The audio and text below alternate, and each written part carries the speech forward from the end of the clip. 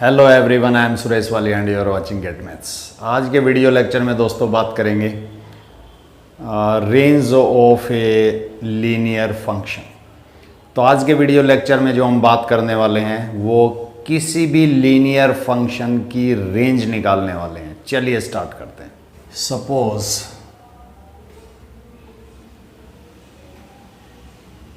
y is equal to 3x minus 2 and we have to find out the range of the given function।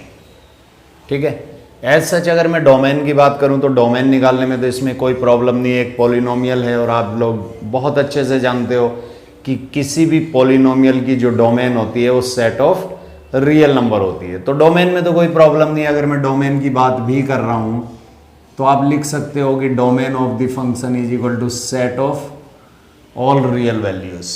Okay, बात करते हैं range की। जब इसका range निकालना होता है तो हम एक ग्राफिकल मेथड इसके लिए यूज़ कर लेते हैं जो थोड़ा इजी होता है। सबसे पहले हम बात करते हैं first case, if x belongs to r।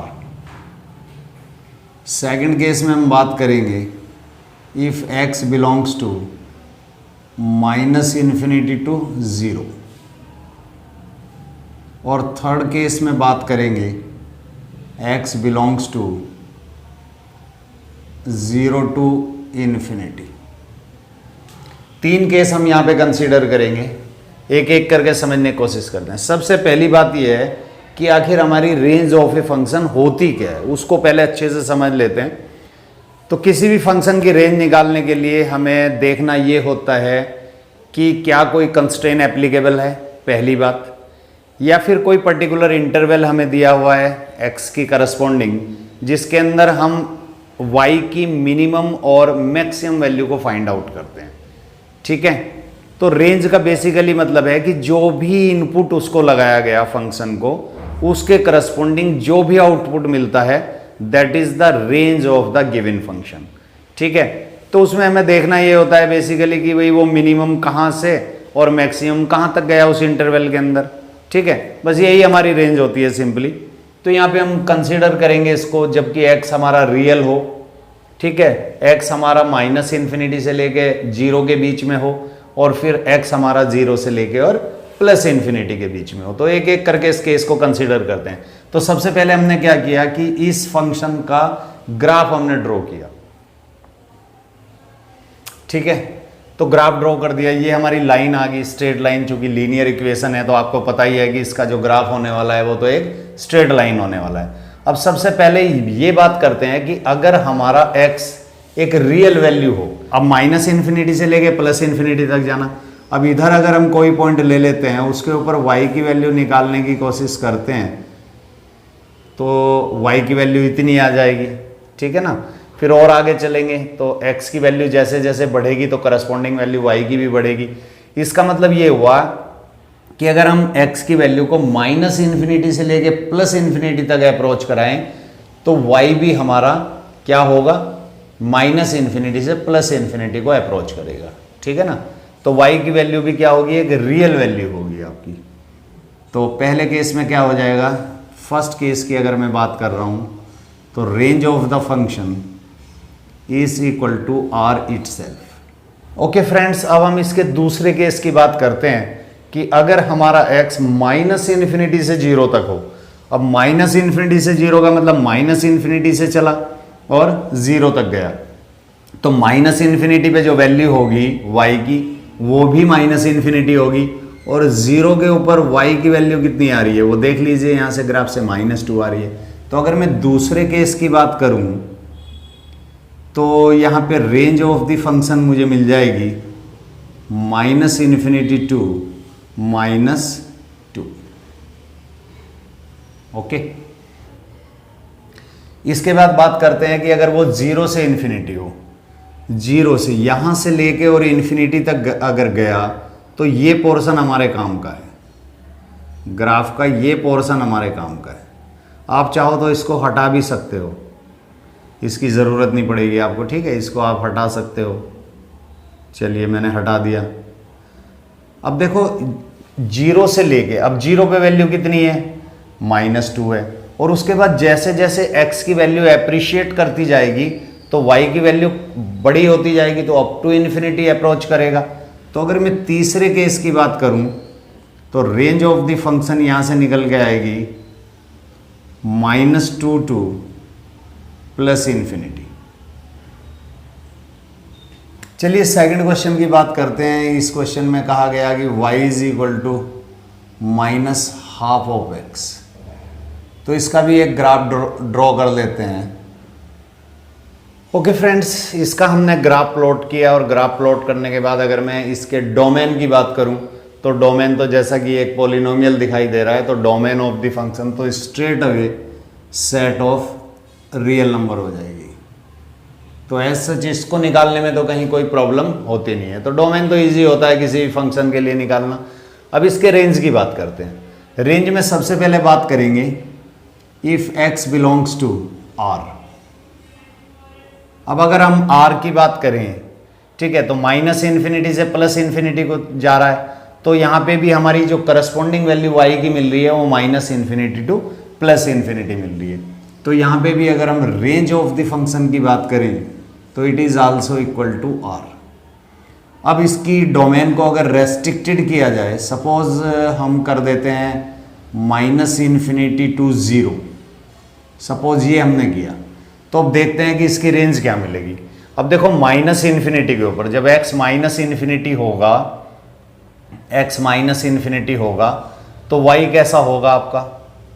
अब x ऐसे इन्फिनिटी में बढ़ रहा है तो y की करस्पॉन्डिंग वैल्यू आपको पॉजिटिव मिलेगी, ठीक है। तो ये प्लस इन्फिनिटी को अप्रोच कर रहा है और 0 तक, ठीक है।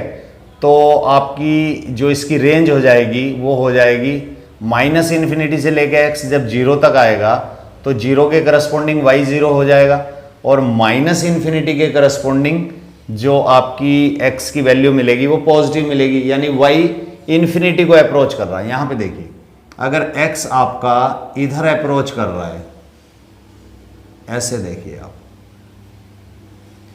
x -इन्फिनिटी से दौड़ता हुआ आ रहा है, जब -इन्फिनिटी पे रहा होगा तो y की करस्पॉन्डिंग वैल्यू भी इन्फिनिटी को अप्रोच कर रही होगी, तो काफ़ी बड़ी वैल्यू हुई। और जब वो x की तरफ अप्रोच कर रहा है, ठीक है, तो 0 पे आने के बाद y 0 हो गया, तो रेंज ऑफ द फंक्शन यहां से जो निकल के आएगी वो आएगी, अब -इन्फिनिटी के करस्पॉन्डिंग आपको मिलेगा इन्फिनिटी और 0 के करस्पॉन्डिंग 0, ठीक है।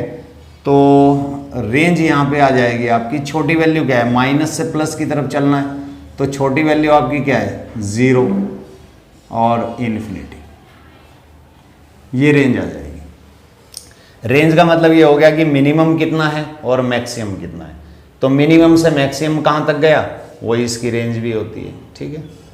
तो इसके थर्ड पार्ट की अगर हम बात करें कि x अगर हमारा 0 से इन्फिनिटी को अप्रोच करे तो हमारा जो y होगा वो 0 से -इन्फिनिटी को अप्रोच करेगा। ग्राफ के ऊपर देख लेते हैं, x जैसे जैसे हमारा 0 है तो यहाँ पे y भी 0 है। जैसे जैसे हमने x की वैल्यू बढ़ाई तो y निगेटिव रीजन में बढ़ना शुरू हुआ, x बढ़ाया तो y निगेटिव रीजन में बढ़ा, x को और बड़ा किया तो y और मोर निगेटिव हो गया। और जैसे जैसे हमारा x आगे की तरफ बढ़ेगा वैसे वैसे y की वैल्यू मोर निगेटिव होती चली जाएगी। और चूंकि हमारा graph below the x axis approach कर रहा है इसलिए y की वैल्यू हमेशा हमें निगेटिव रीजन में मिलेगी। तो that is why the range of the given function corresponding to x belongs to 0 to infinity, range will be 0 to -infinity. चलिए एक और क्वेश्चन ले लेते हैं, y is equal to x plus 1। इसका भी आप ग्राफ प्लॉट कर लीजिए। x 0 पे y की वैल्यू 1 है और x -1 ये पॉइंट आपका रहा, ठीक है। अब इसको भी 3 सेगमेंट में डिवाइड करते हैं। सबसे पहली बात करेंगे कि x बिलोंग्स टू अगर r हो तो हमारी रेंज ऑफ द फंक्शन कितनी होगी। चलिए -इन्फिनिटी से +इन्फिनिटी को अगर अप्रोच कर रहा है, सपोज x हमारा -इन्फिनिटी से चलना शुरू होता है और +इन्फिनिटी तक जाता है। अब जब ये x आपका -इन्फिनिटी पे रहा होगा तो y की करस्पॉन्डिंग वैल्यू, चूंकि y निगेटिव रीजन में है तो वहां पे कैसा रहा होगा ये, फिर आपका माइनस इन्फिनिटी आई होगी, और जब प्लस इन्फिनिटी है तो प्लस इन्फिनिटी। तो ये भी होगा set of real number. Minimum maximum की हम बात करते हैं। जब जब भी हम रेंज निकालेंगे तो रेंज का मतलब ये है कि मिनिमम कितना गया और मैक्सिमम कितना गया, यानी कि y मिनिमम से मैक्सिमम कहाँ तक है। दूसरी हम बात कर लेते हैं यहाँ पे, अगर हम माइनस इन्फिनिटी से जीरो की बात करते हैं। देखिए अब माइनस इन्फिनिटी रहा होगा और जीरो पे इसकी वैल्यू क्या आ रही है, ये आ रही है। तो आपके काम का जो ग्राफ है ना वो केवल और केवल इतना है। तो मैं इसको थोड़ा सा ऐसा कर देता हूँ, तो ये ग्राफ आपके काम का है। तो माइनस इन्फिनिटी पे y की वैल्यू भी माइनस इन्फिनिटी रही होगी और जीरो पे 1 है। तो मैक्सिमम कहाँ है, जीरो के ऊपर है। तो रेंज कितनी हुई इसकी, रेंज ऑफ द फंक्शन ये हुई minus infinity to 1 closed. Okay, तीसरे इंटरवल की अगर हम बात करें कि when x belongs to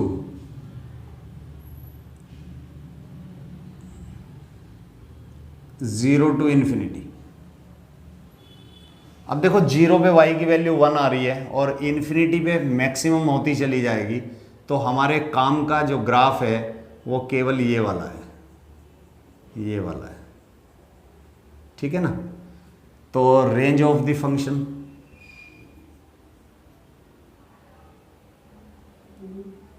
one to infinity. चलिए एक और क्वेश्चन कंसीडर करते हैं। Suppose y is equal to 2x plus 1। यहाँ पे हमें इस फंक्शन की रेंज निकालनी है। तो इसका ग्राफ अगर प्लॉट करें तो दोस्तों ग्राफ प्लॉट करने के बाद इसकी रेंज की बात करते हैं। रेंज को फिर से 3 सेगमेंट में कैलकुलेट करेंगे। When x belongs to set of real number, जब x हमारी रियल वैल्यूज़ को बिलोंग करेगा तो देखते हैं कि y की वैल्यू हमें क्या मिलने वाली है। x हमारा माइनस इन्फिनिटी से प्लस इन्फिनिटी को अप्रोच कर रहा है, तो जो y की वैल्यू है वो माइनस इन्फिनिटी पे भी माइनस इन्फिनिटी रही होगी और इन्फिनिटी पे भी इन्फिनिटी रही होगी। इसका मतलब range of the function is also set of real number, right. If x belongs to minus infinity to 0, अगर x हमारा माइनस इन्फिनिटी से 0, अब माइनस इन्फिनिटी पे तो माइनस इन्फिनिटी रही होगी लेकिन 0 पे इसकी वैल्यू 1 है, तो मिनिमम टू मैक्सिमम। तो रेंज ऑफ द फंक्शन क्या हो जाएगी, ये हो जाएगी माइनस इन्फिनिटी टू 1। तीसरी अगर हम बात करें when x belongs to 0 to infinity. अब 0 पे इसकी वैल्यू 1 है और इन्फिनिटी जैसे जैसे x आगे बढ़ेगा तो y की भी बड़ी होती चली जाएगी। तो इसका मतलब range of the function is equal to 1 to range of the function 1 to infinity. तो ये था दोस्तों for finding the range of the linear function. Okay, हमने 3 सेगमेंट में उसको कैलकुलेट किया। When x belongs to r, when x belongs to minus infinity to 0, और तीसरे सेगमेंट की हमने बात करी when x belongs to 0 to infinity. Okay, तो उसके करस्पॉन्डिंग हमने रेंज को ढूंढने की कोशिश करी, means values of y। Okay दोस्तों, ये था हमारा रेंज ऑफ द फंक्शन। और अगर ये वीडियो आपको ज़रा सी भी एजुकेशनल या फिर इंफॉर्मेटिव लगी हो तो इसको अधिक से अधिक अपने दोस्तों में शेयर कीजिए। ओके, वीडियो को लाइक कीजिए, और अगर मेरा काम आपको ज़रा सा भी पसंद आता है तो चैनल को सब्सक्राइब ज़रूर कीजिए। Thank you very much being with me. Take care, bye bye.